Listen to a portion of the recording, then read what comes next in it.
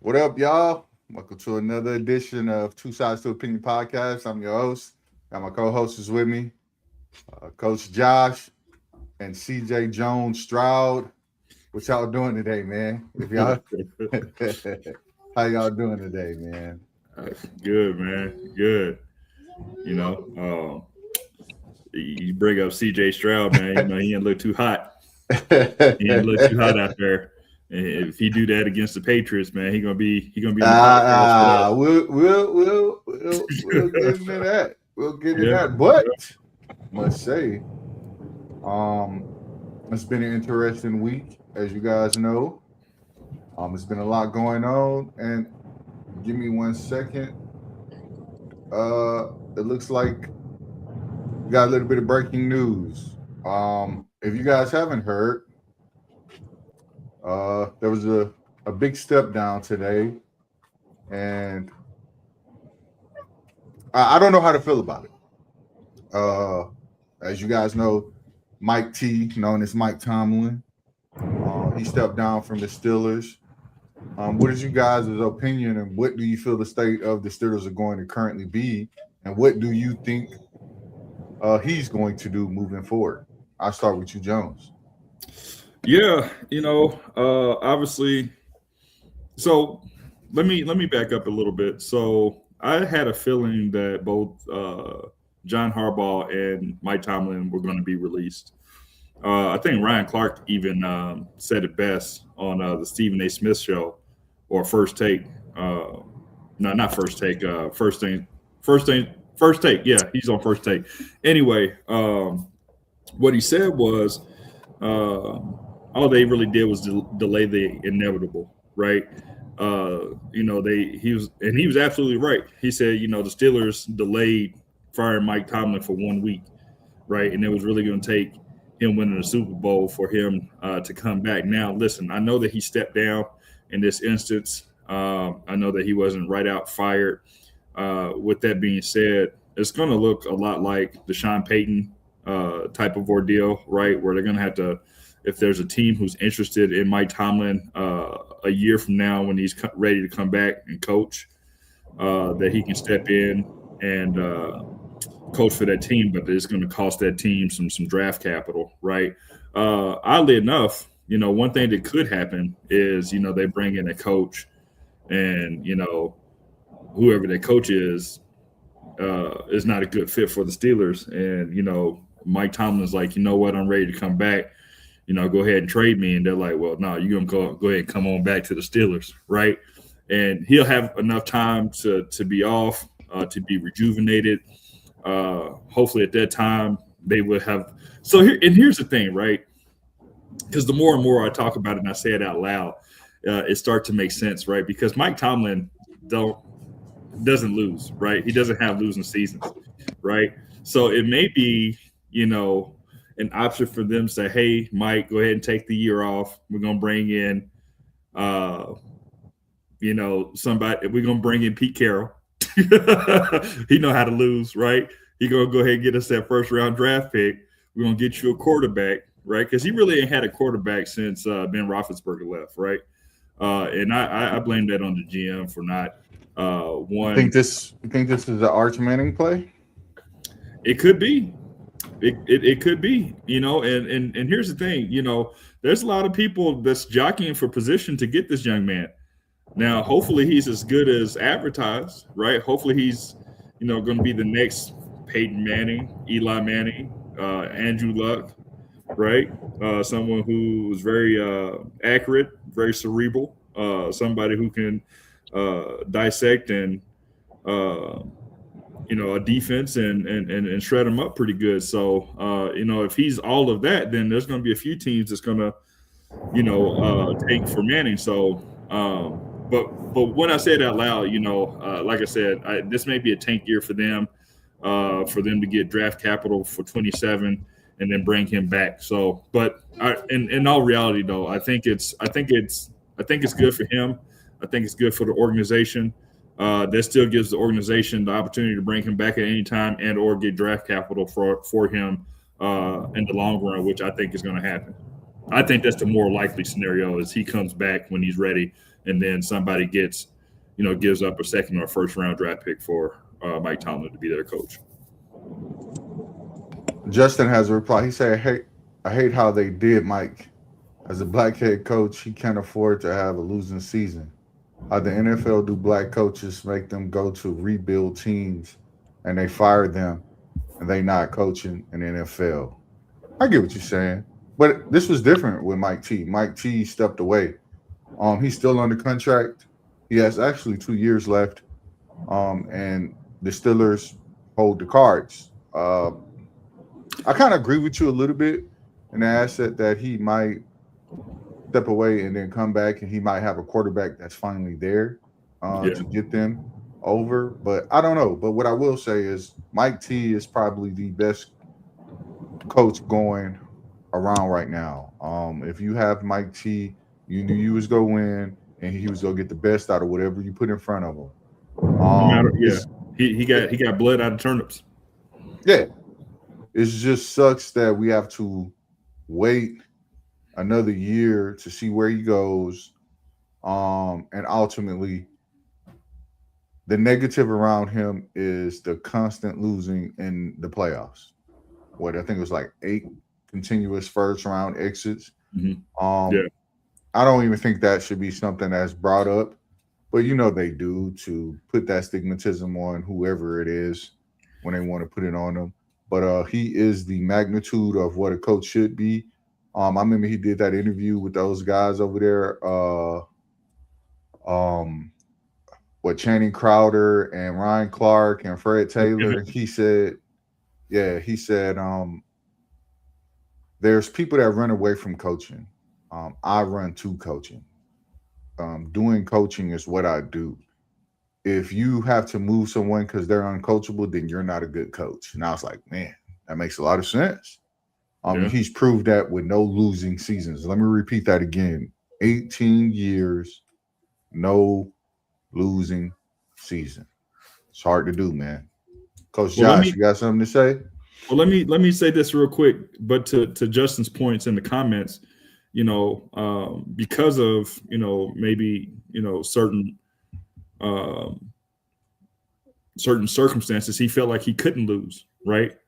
And that drove him to always get the best out of the team put in front of him, which also led to them not being in draft position to be able to get a quarterback or other adequate pieces to make sure that they had a great team, not just a good team.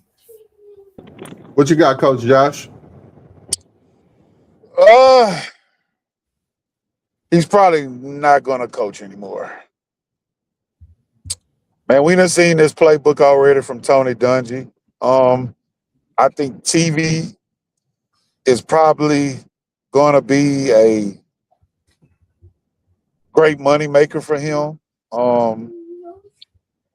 He looks good in interviews. He speaks well.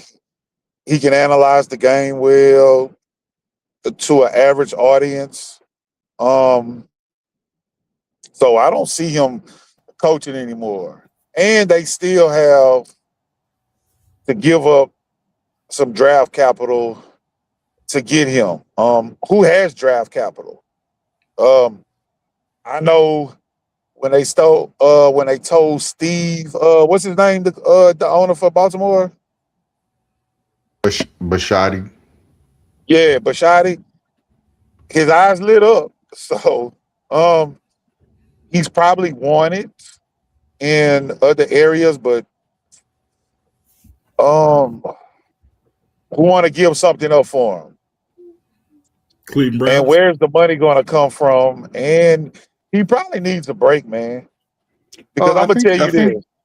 I think that's the biggest thing. He needs a break. I think you're absolutely correct. And I think that Pittsburgh been trying to force him out. I don't like how they've been drafting lately. I don't like how they haven't been giving him the proper free agents. And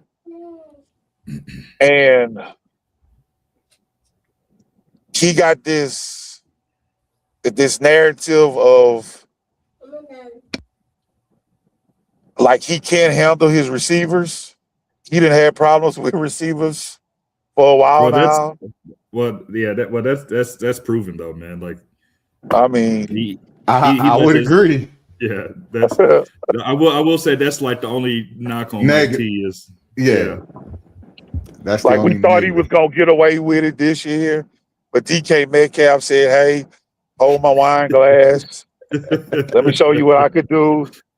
So, I would love to see him in Atlanta. He's not coaching this year. We know that much. Yeah, I didn't say that. I didn't say that at all, sir. I said that I would I love to mean, see him in Atlanta. whoever goes Um, to Atlanta is more than likely gonna make the playoffs next year because that yeah, division is and that's why, yep, I'm saying that. Um, Also though, I don't see him coming back to Pittsburgh ever. I think that boat is sailed the docks and it's on its journey to another port. So I hope the best for him, but I don't know. So I'll say this. I'll say this as a ending comment, and then of course you guys are free to say whatever. I think what realistically what will happen is he takes the year off. Someone talks him into doing some type of broadcasting.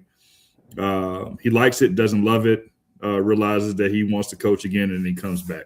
So I think that's exactly how it's going to. And let me just say he's going to be a way better broadcaster than Tom Brady. I got you. wow. So with that being said, speaking of selling the ships, unfortunately, we are going to have a new champion because the previous guys didn't win their playoff game, and we're talking about the Eagles. And that ultimately leads to one of the most important questions with this team. And we ask, who's to blame for the turmoil in Philly? And it's AJ Brown and Eagle next year. I'll start with you, Coach Josh. What you got, Brody? AJ Brown needs a little bit of the blame. I mean, man, you can't be complaining for the ball all year. And when it's money making time, you drop some crucial balls there, buddy. Balls, Jones. Pause. Ah. So, I think the offensive coordinator was horrible this year. Agreed. I tell you the truth, I think Sirianni did a good job. I didn't say great job because last year he did a great job. He won the Super Bowl. This year, I think he did a good job of trying to keep it all together because they were, man, it was chaotic around there, bro. Like that was ridiculous. So I don't know, man. You got to get rid of somebody. So they got rid of the offensive coordinator. With that talent, that would be good for like a Mike McDaniels. So the major question is AJ Brown and Eagles on the Eagles next year. If it's up to this podcast, man, that boy burnt toast, man. He gone. Hey, you can't speak for all of us, Jesus. I'm speaking for all y'all. Oh man. Well, to the guys in the chat, who do you put on the blame for the turmoil in Philly?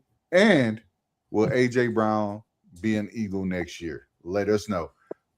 Jones, what you got, buddy? Coach Josh, he said a little of the blame needs to go to AJ Brown.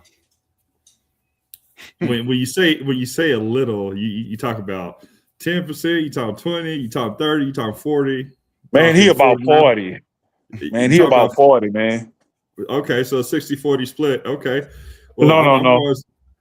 And Petula got another 40. Jalen Hurts got about 10. Sirianni got about another 10. So that's 100 right there. Yeah. No, well, I mean, well, I'm glad you clarified that. And with that breakdown, because the way that I was looking at it, it's almost like AJ Brown and then the Eagles, right? Yeah. And it almost feels like, the GM was like, listen, he's a good player. We won the Super Bowl with him. Figure it out, right? We're not going to get rid of him. Figure it out, right? And I think it just became too much in the locker room, to deal with. And, to your point, you start off hot and then you start losing, and then people start, pointing fingers and dropping subliminals and this, that, and the third. And I just think that he's not good for that locker room, right? I think to answer your question, Marcus, he will not be an Eagle next year. Matter of fact, he will be a Patriot next year. He's going to go back and Mike Vrabel is going to pick him up with the Patriots. He'll be the wide receiver 1. Diggs move to the 2. You'll put Booty at the 3, and that'll be their wide receiving core unless they pick somebody else up. But I cannot see a world where AJ Brown is with the Eagles next year, especially with all the antics and everything that he did and the losing, right? So if you're winning, people will put up with it. But when you start losing, and the headache outweighs the talent, then that creates some issues. So no, he will not be an Eagle, and he will be a Patriot next year. A Patriot though? This is what I'll say. I put a lot of the blame on Nick Sirianni, and here's why. You've constantly changed over your OCs consistently because they're but what we going on 5? Give me 1 second. Yeah, man. I think. Yeah, so we got something in the chat says AJ not going nowhere. It's just the run game wasn't there. So, and you very well could be correct. But they weren't able to get a lot out of Saquon Barkley this year. Devontae Smith did have a better year this year statistically. But I still, in my heart of hearts, think that AJ Brown is just pushing the envelope too much. I think he's right there riding the edge always, and I think that's having some effect on some younger players and some veterans, right? So, listen, he's not happy there. One would say that Sirianni is not happy, or the organization is not happy with him. So I think you just go ahead and you make a mutual split. You maybe talk to him, see if there's a few teams that he likes that he would like to go to, and then you do that type of deal, and you try to make sure that he gets somewhere that he would like to be. Right, like I said, you get his top 3 teams.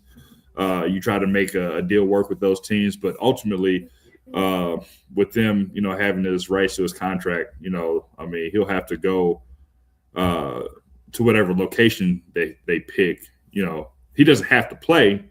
But why the Patriots though, Jones? Well, he had his best year with the Titans and Mike Vrabel before he got to the Eagles. So I don't know where else he would. I don't know where else he would go where he would be a fit to where he wouldn't cause problems for the locker room. Here's what I would say. Like I was saying before, I was rudely disconnected. Nick Sirianni is to blame. He doesn't know how to pick his OCs. I don't know if it's just him or if it's the brass up at the top helping him pick his OCs, but he picked terrible OCs. Nobody who actually had true knowledge of what they had, and he kept trying to fill the system, and he couldn't. With that being said, it also brought a lot amongst the athletes. The guys that catch the ball, the guys throwing the ball, the guys running the ball, especially when you have a basic scheme that their OC was running, and people can call out your plays and know what you're doing. It becomes hard to do things, and I can see why AJ Brown and Jalen Hurts weren't on the same page. Um, and the run game was trash. That's probably the most biggest thing of it all, was having a trash run game. So I put majority of the blame on Nick Sirianni, because you got to do better at who you have calling plays if you're not going to call the plays. So in that sense, I put that on Nick Sirianni. I don't put it on the young OC who's never called plays before and he sucks at it. Well, you're going to find out if he's good or he's going. You know the old saying: you go seek or you go swim. And that boy was sinking like he had 25-pound boats on his ankles, just to the bottom. So, but the major question is, will he be back? Yes, I think he'll be back. I think that's why they quickly fired the OC. They're going to bring in somebody who has a known repertoire for being offensive minded, and I think they try to make one more big run before they ultimately have to pay everybody that they currently have to pay. So that's what I have. You guys got anything else? Yeah, really quick, as you look at it, right? Because it just seems like one of those 2 and 3 type of situations where you can have 2, but you can't have all 3, right? So and it's one of those things where Jalen and AJ don't like Sirianni. Sirianni and Jalen don't like AJ. You know what I mean? So, no, I think they all collectively hated the OC. Like, I'm for real. Yeah, I'm looking at this year and I'm looking at last year too, because the comments came out, and it seemed that Jalen Hurts wasn't too happy with the head coach and this, that, and the third, and in some camps, people believe that Jalen Hurts, like myself, is a great quarterback. There are other camps that don't believe that Jalen Hurts is a great quarterback.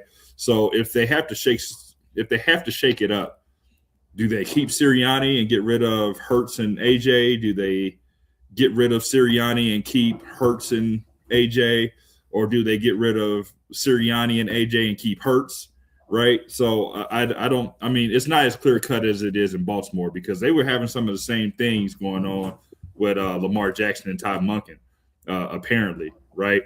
There are reports that Lamar Jackson didn't talk to Todd Monken for 4 weeks. How do you not talk to the guy who's calling plays for 4 weeks? I'm assuming you guys didn't hear his exit interview, which made me / podcast. Yeah, that it's more of his fault. And then when he finally started actually trying to do better and listen, that's when you got those plays where Lamar was throwing those same play 3 times in a row and touchdowns. Like, bro, it shouldn't take me to yell at you or curse at you to do your job. But it is what it is. Well, and I think that relationship was a little more tarnished than they let on to be. I think he was doing that coach speak a little bit because he still wants to coach in the NFL, and he wasn't trying to throw fire bombs for real. But he said enough to where, people could kind of read between the lines. But I digress. Yep. Move on to our next topic, right? This NFL season has been pretty crazy, right? So it begs the questions to ask: who's the studs and who's the duds of this year? And I'll start with you, Jones. You wanted this segment, so I'm gonna let you lead it. Go ahead. I mean, there were a lot of outstanding players that maybe didn't have the best start to their career. And, the first person that I can think of that is an absolute stud that Pittsburgh Steelers should have went after during free agency was Sam Darnold. Sam Darnold went out there and he took a Seattle team that was, middle of the road, maybe, a little below average, Geno Smith led, came out there, and now, Amon-Ra St. Brown and Walker and Charbonnet and the whole team is just clicking right now, and in some aspects they are the team to beat. When you're talking about duds, you can kind of throw, in my opinion, you can kind of throw AJ Brown out there. We expected more out of him, right? You can't do all of these antics, and then when the game's on the line, you got the Mrs. Butterworths, you got the Butterfingers, you got the pancake hands, and where was Saquon Barkley? Partridge Farms knows. Yeah, right. Where was Saquon Barkley at? Right. I feel like president. I felt like he took a dip this year. Puka Nacua continues to be a standout wideout. Is he the best wide receiver in the NFL? Not this year. You said not this year? So let me ask you this. Let me ask you this, Coach. Who you taking over Puka?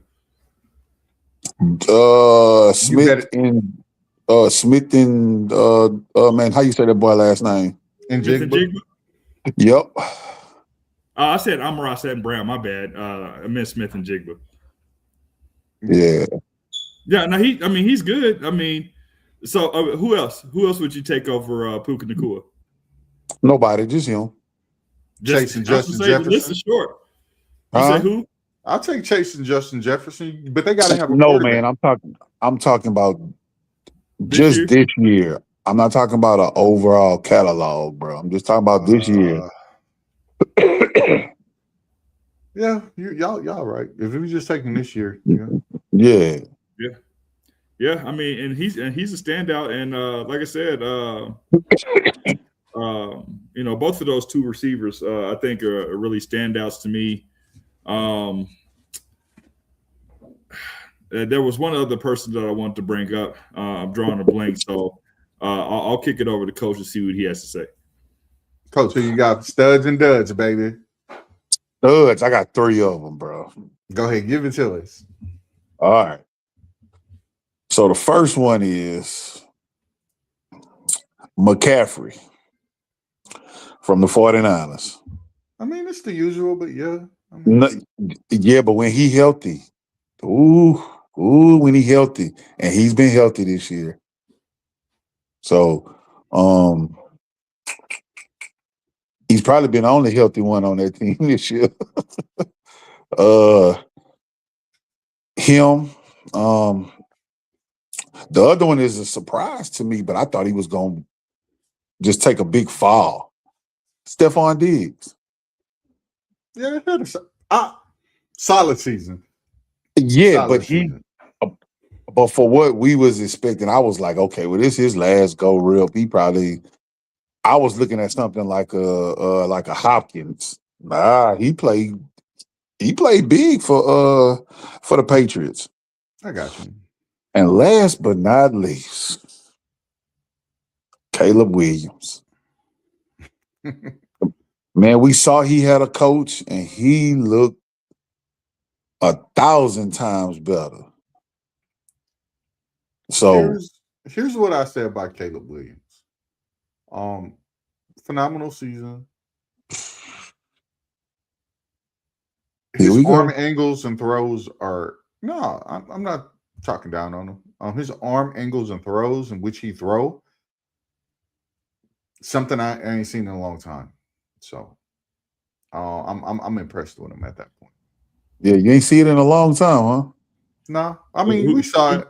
We saw it with Patrick Mahomes, but I think he's a little bit stronger. And okay. But who's your duds? Duds. Saquon Barkley is the first one that comes to mind, and I got my reasons why he dud it out this year. But that's just my opinion. But he dud it out.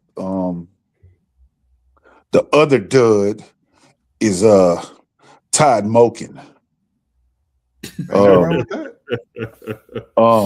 How you got 2 generational players and you sitting around here playing sandlot football? Man, get up out of here, bro.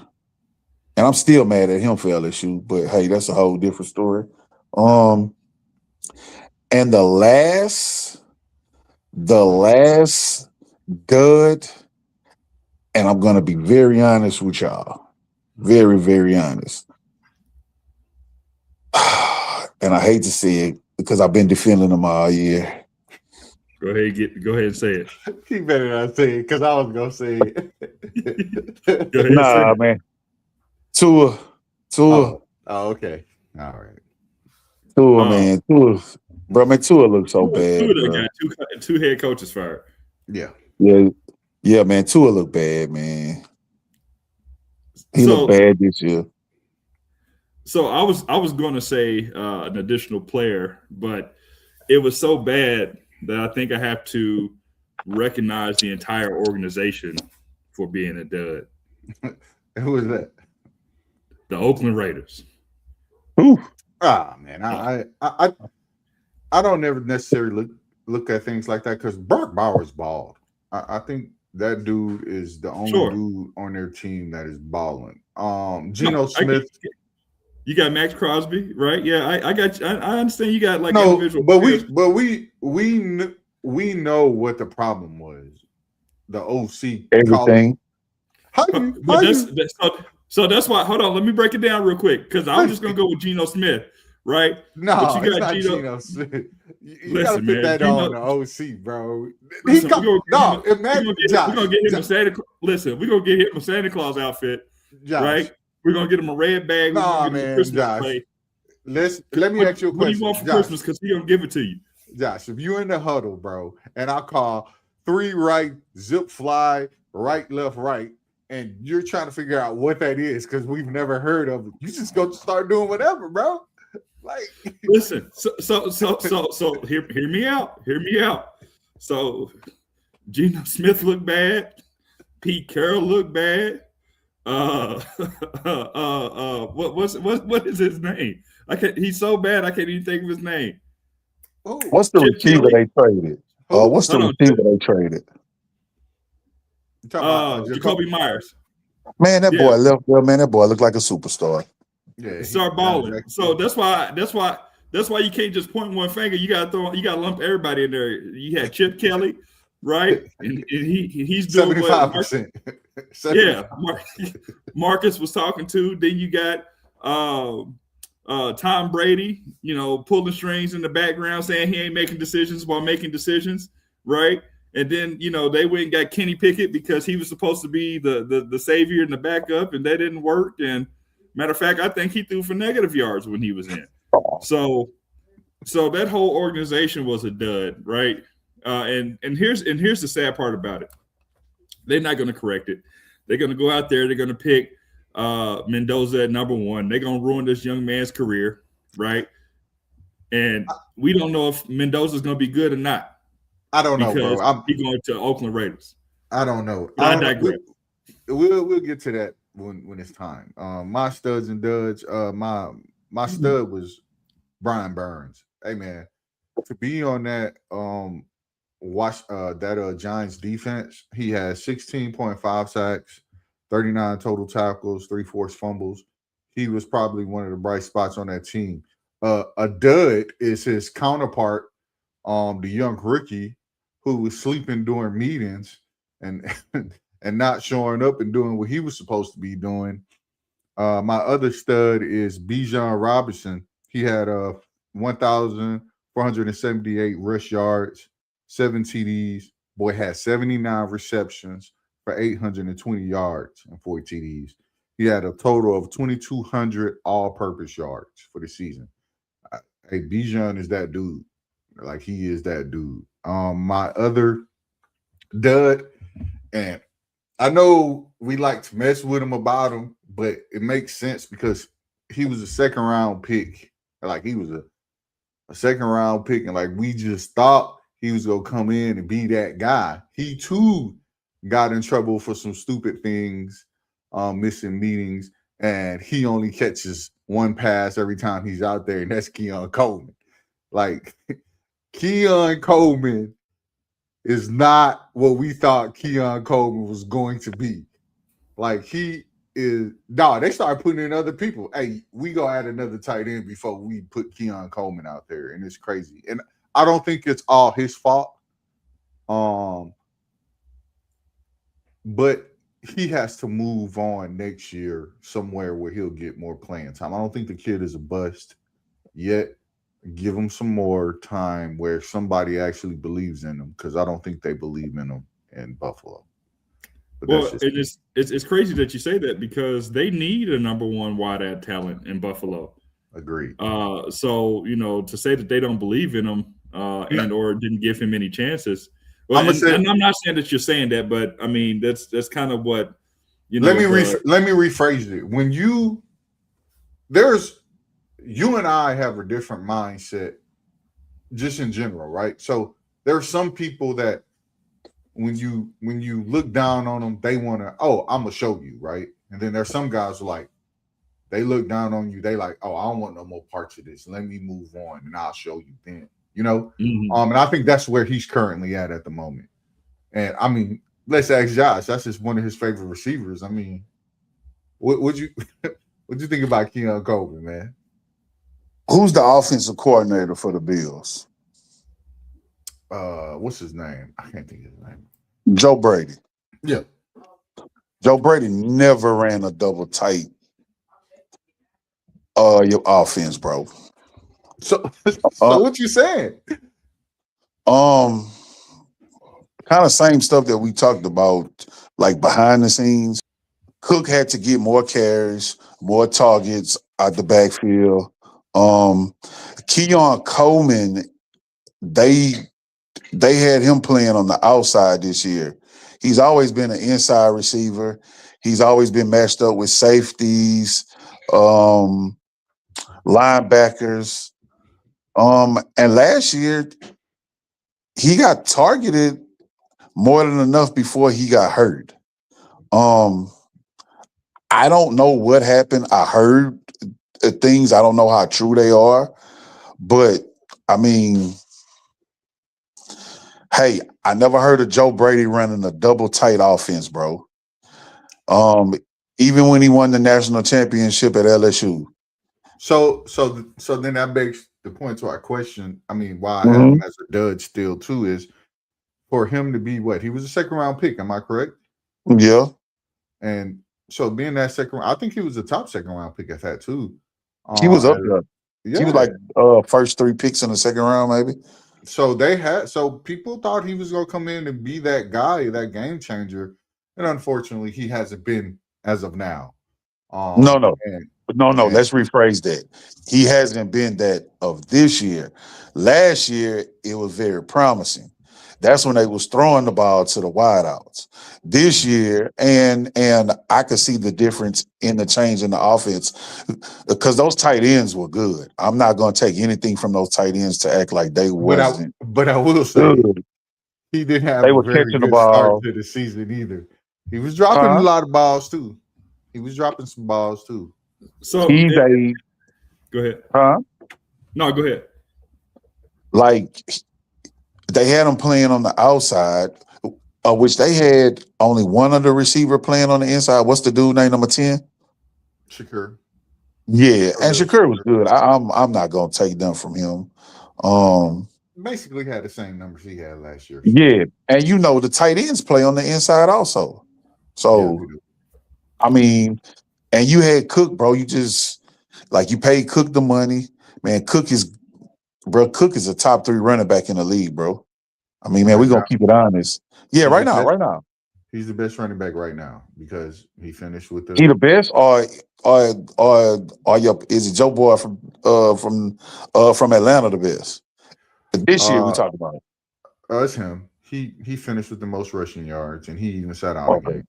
So that's okay. You know what's crazy about all of this though? Shakir was drafted in the 5th round, 148th overall in 2002. Oh, so you just going out there just throwing slugs, huh? Listen, I'm just saying. I mean, listen, it's just all about what you do when you get drafted, I guess. Yeah.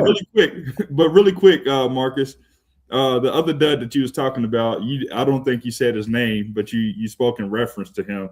You were talking about Abdul Carter, correct? Yeah, I was talking about Abdul Carter. Sometimes you don't mention people's names because they do stupid stuff.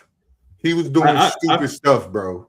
I figured you was going to bring him up, and the only thing I want to add to that is how disrespectful that you asked for Lawrence Taylor's number to do you this. that bad. Yeah, I got you. Yeah, we know why he asked for it. Moving on to our next subject, which is probably one of the most important subjects that's coming up on Monday. If you guys don't know, there's the college football championships, and I'm gonna go ahead and put that out there. I'm torn, man. I'm torn in between what's going on and who's ultimately going to win this thing. And at least to my next question, basically, which is college football championship games. Who you guys got? Coach Josh, who you got, baby? I got Indiana. Coach Jones. Listen, I said Indiana, and I said they was gonna get here. But them having as a dominant as win that they had last week, I think they just won by too much, and I think it's going to get to them. I think they're gonna rest on their laurels, and that's why I'm switching it up, and I'm going with Miami. Guys in the chat, who you got? Indiana or the U? Is the U back, baby? Look, man. I've been really impressed with Mendoza. I know when you look at Mendoza and you see some of the body of work that he does, you're like, nothing jumps out on the page that screams, yo, this guy is a first round.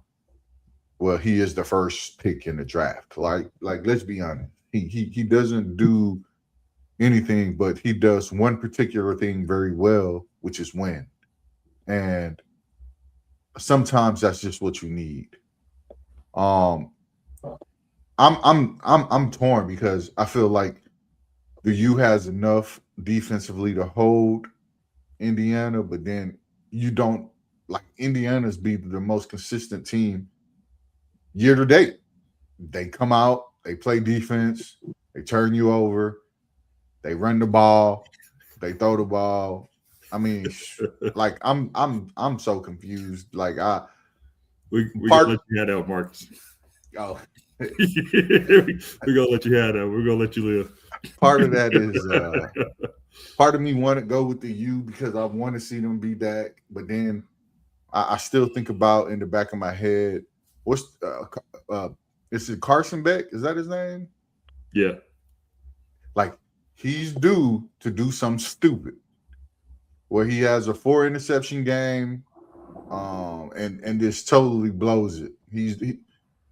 He's known to do idiotic things, so I'm gonna go with the U, but I don't know, man. It's a toss up for me.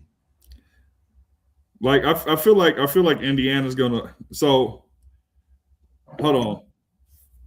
I think Indiana's gonna win, but I have a feeling that the U's gonna win, and I'm gonna go with my feeling on this one and stick with the U. Coach Josh, any particular reason why you got Indiana, man? Because they turn you over and they make you do stupid stuff. That's why. And then they score. Right. Got you, man. I got you. Guys in the chat, who you got? Jones don't let you make it. I won't. Accusers or the Hurricanes, man. Let's move on to the next subject.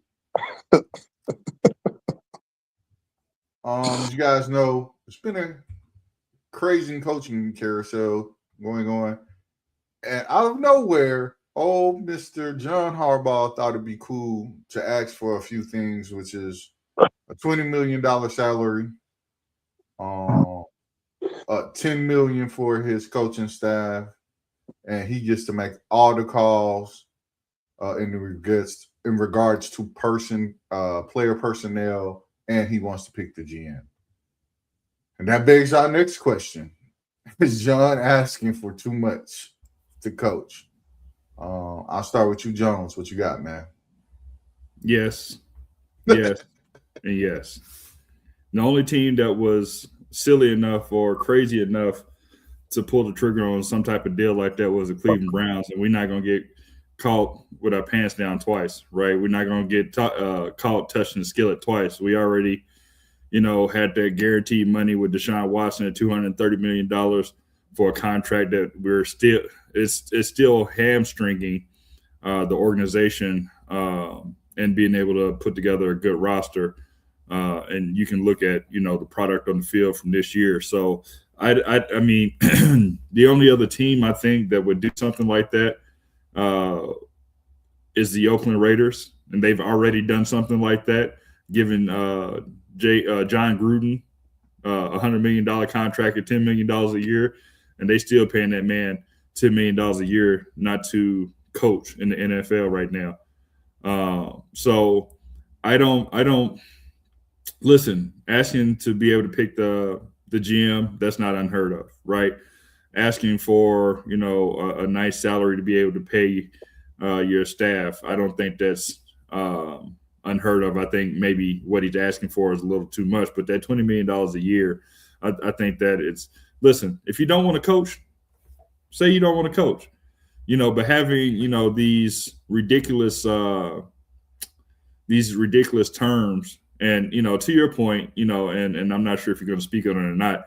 I mean, you did make a great point. Maybe he made the offer so outlandish and so ridiculous to keep teams like the Browns from calling them. But, joke's on you, the Browns still call. I'll be short and sweet with this. Yeah, he's asking for too much. First of all, you was at Baltimore for 18 years, and out of those 18 years, you only have one championship, and that roster was probably one of the best rosters over the last 20 years, and you should have had more than one. Matter of fact, you should have made it to more than one Super Bowl. And when you're that caliber of a coach as you say you are, then yeah, asking for $20 million. Man, and here's the crazy thing: it wasn't even him picking those players when he was at Baltimore. It was the great Ozzie Newsome. Let's stop playing.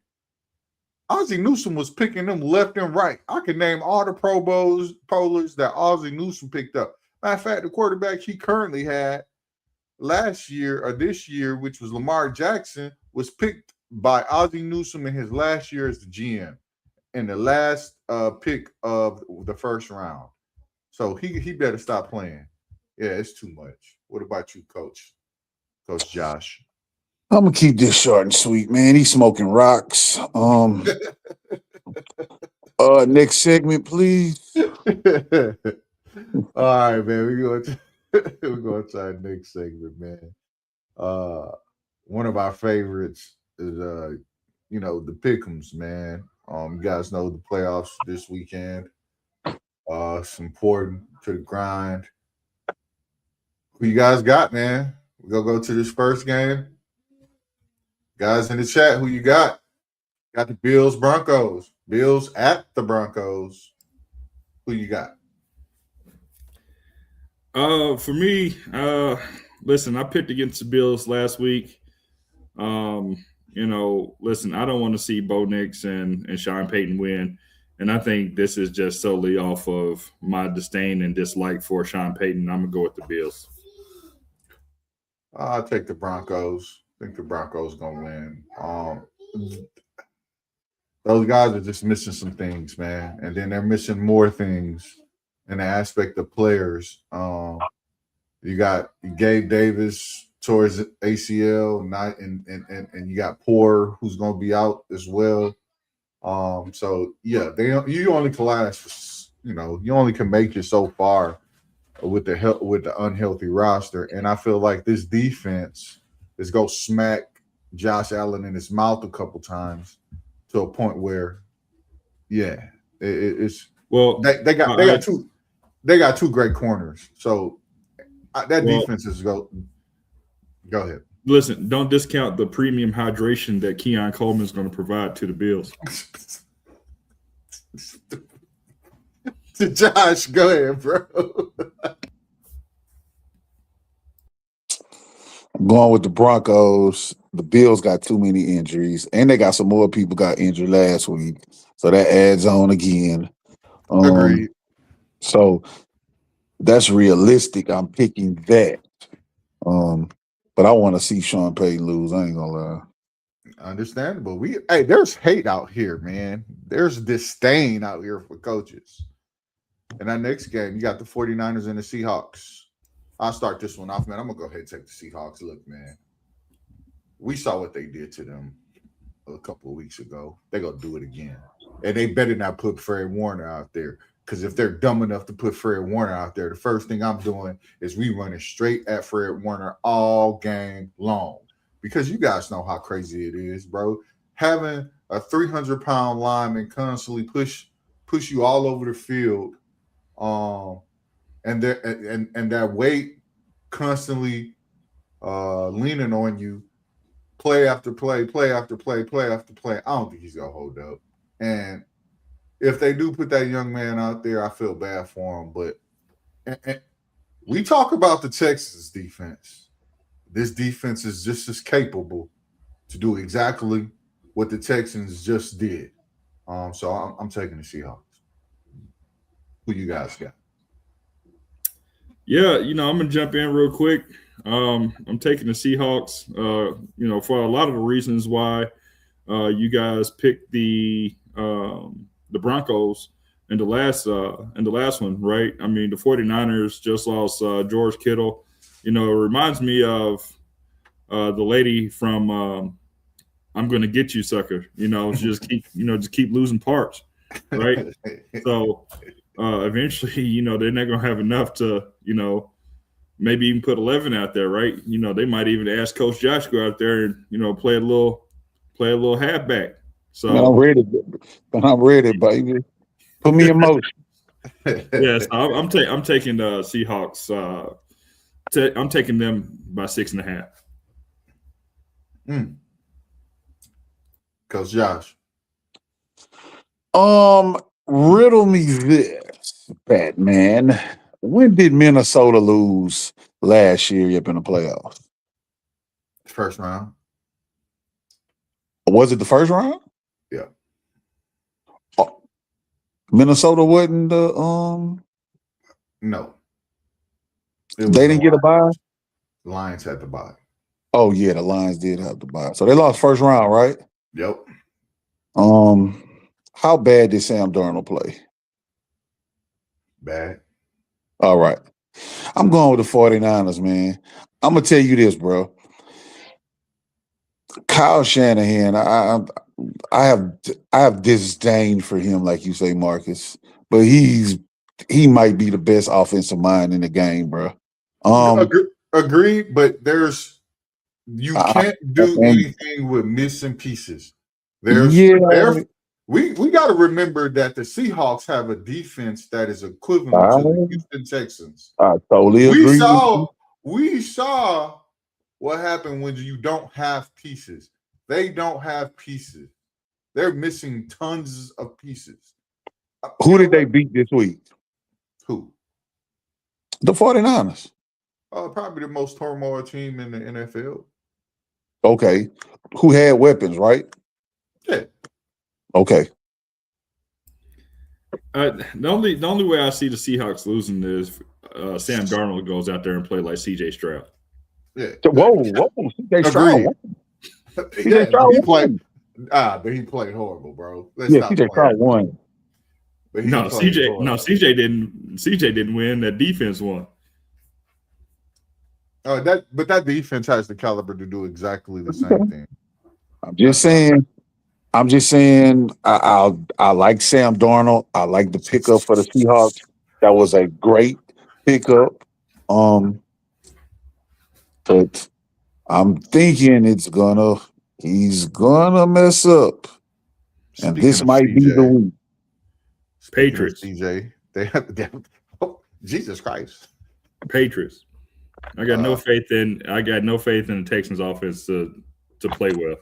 I got the Texans. I picked them as my Super Bowl sleeper. I believe they're going to do exactly what they're going to do.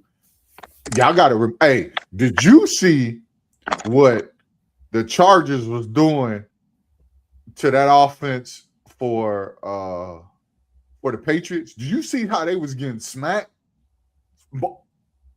Hey, Drake May took a lick where I was like, Lord Jesus, help that man. Hey, it don't get no better with this team coming in. And here's the crazy part. They got 2 corners that can lock you down. I'm taking H-Town. Listen, if they +3 in the I don't even matter. I'm telling you. All right. That team is Baltimore Raven-esque. Well, then they're gonna lose. Nah, I'm talking about when they won the championship. They gonna lose, sir. Come on, Marcus, man. Go ahead, man. They're gonna lose. Coach Josh, who you got? I got the Texans, bro. I mean, man, we talked about Kyle Shanahan, and I said that he was the best offensive mind in the game right now. D'Amico Ryans is probably the best defensive mind in the game right now, and probably the hottest coach. I don't think he's calling the defense though.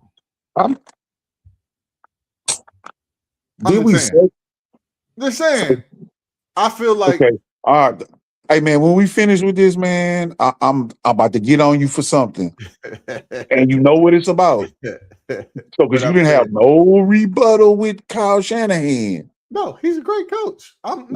I'm saying what you call him. Man, anyway, though, man, D'Amico Ryans, he's the hottest coach. Yep, right now. Yep, in the NFL. They on the street. 9 in a row, yeah. I got you. Okay. Okay then. But when we get off of this, man. the last game got the Rams and the Bears. I think we all gonna take the same person, but I'll leave it at that. 2 of us gonna take the same person. One of us gonna take the other one.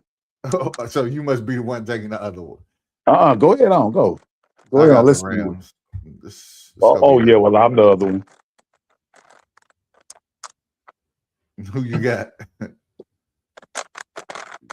Jones, who you got? LA, baby.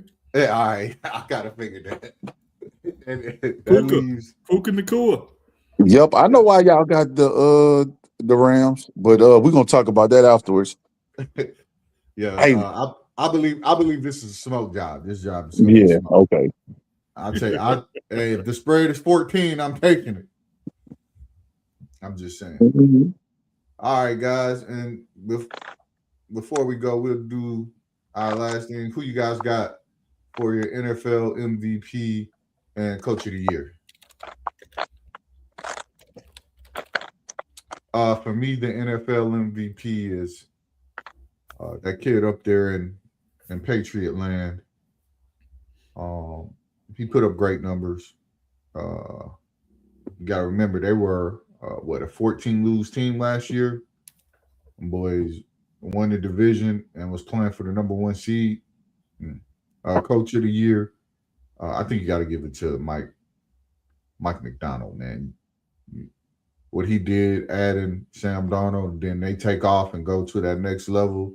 Finish with, I think, the best record in the league. Or tied with the best record in the league in that division, which is probably the hardest division in football. Yeah, I got that. Who you guys got? Who you got, Jones? Well, I was going to say Mike McDonald as well up at the Seahawks, but just in the interest of being different, I'm gonna go with Mike Vrabel with Drake May. The team. The Patriots weren't that good last year. They said the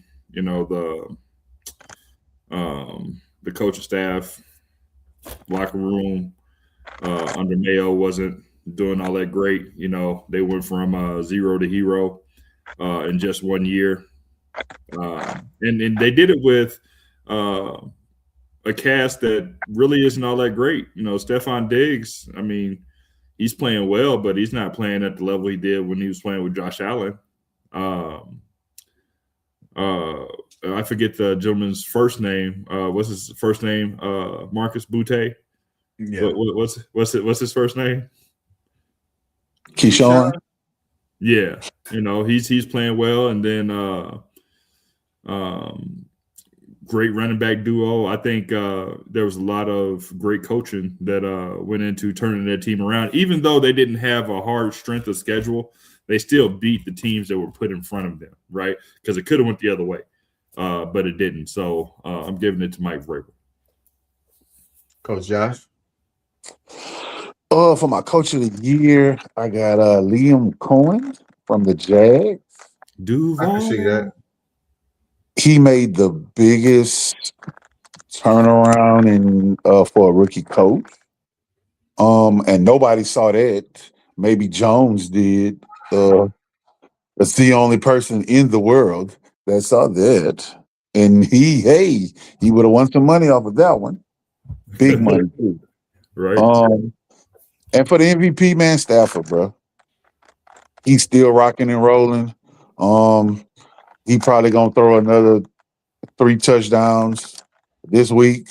So I'm gonna go with 4, but go ahead. well, I mean, hey, you can. But that's what that's who I have. And I don't know, man. I mean, I don't want to give it to Bo Nix. We ain't giving it to Sean Bo Nix. Payton. Yeah, if I'm picking MVP, I'm just keeping all things Patriots and go with Drake May. Well, with that being said, guys, once again, thank you for attending the show with us. We'll be back again on Tuesday. Same bad time, same bad channel. We love y'all. We out. Have a great one.